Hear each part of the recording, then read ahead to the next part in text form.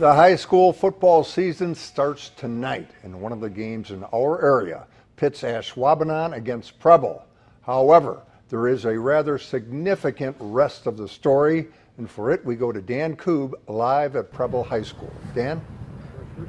Larry, Preble and Ashwaubenon getting ready to go at it, but it may not be the game the Jags really wanted tonight. Coaches from Ashwaubenon and Bay Port had a deal in place with ESPN for the worldwide leader to come to Northeast Wisconsin to televise a game between two of the top programs in the area. But the WIAA said no.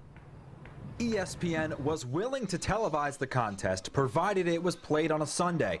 Both Ashwaubenon and Bay Port worked with other area programs to move their Week 7 date to the opening week of the season, Sunday, August 24th.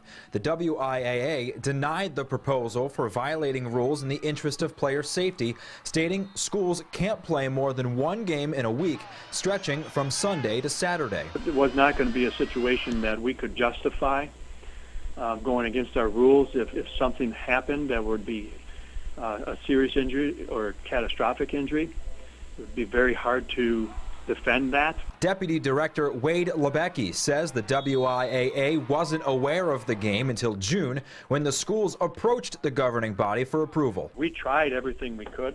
Bayport's Gary Westerman disputes that claim. Certainly there is a level of frustration. I understand that rules are in place for a reason also, so there does have to be that, but in the end, just disappointed for not only our kids, but Ashwaubenon, would have been something a group of kids would have remembered for a long time. I don't know how often we're going to have two Division I quarterbacks playing against each other in the same conference. Again, yeah, the kids were disappointed, we were disappointed, but again, it goes back to player safety. An appeal from the schools would have gone back to the WIAA and not heard until July, past the time when schedules have been set.